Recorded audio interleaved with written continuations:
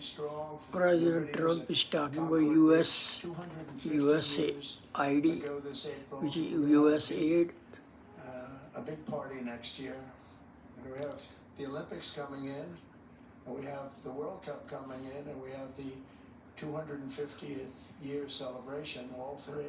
And you know, when I was president, I got the Olympics and I got the World Cup. 250 years I had nothing to do with, it just happened to be. But it all came to the presidency after what should have been mine, really should have been.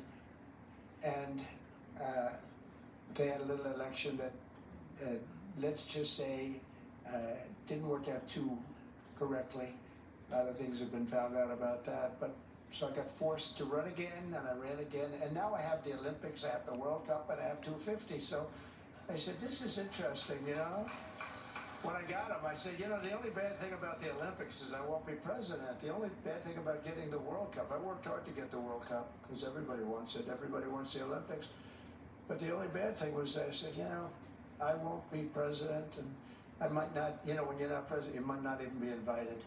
I said, isn't it sad? Then all of a sudden I run and I win, and then somebody says, sir, you're going to have to start thinking about the Olympics. I said, you know, you're right. I never thought about that during the campaign.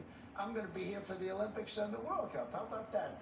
God works in very strange ways.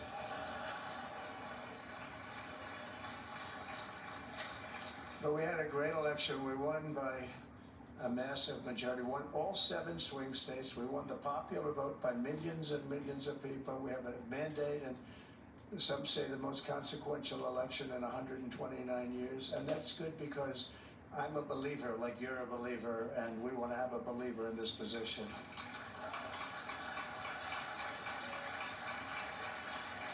And it was confidence in America's God-given destiny that pushed the pioneers to journey west and led Americans to end slavery, crush fascism, defeat communism, and conquer every single challenge that we faced. And they were very great challenges. Now it's the same time, I have to remember, unyielding faith in America's mission that inspires us to make our country great again, and soon it will be greater than ever. We're doing really well. We're doing really well. It's, I think in 2 weeks they're saying, I'm reading it, so I'm not even saying it, but I feel it, that we've done more than just about any president ever. The first 2 weeks have been probably, they say, the most successful 2 weeks in the history of any presidency.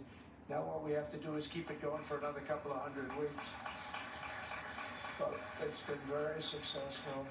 And if this guy gets a lot of oil out of the ground to bring down everybody's prices, it'll even be better. So, Doug, you shouldn't even be here right now. You should be, get out of here, Doug. Start looking for oil. After years of decline, Americans are reasserting our true identity as a people ordained by God to be the freest and most exceptional nation ever to exist on the face of the earth. But we weren't that for 4 years. I don't believe we were. And we're getting there very soon, very quickly. I'll be able to say it, and we'll be able to say it again. As I said in my inaugural address 2 weeks ago, a light is now shining over the world, the entire world. And I'm hearing it from other leaders. I'm hearing it from leaders that have traditionally not been on our side, that there's so much more, there's such a good feeling in the air, so different than it was just a short time ago. Because here in America, we are once again a nation that believes in ourselves. We believe in our destiny and trusts in the providence of Almighty God.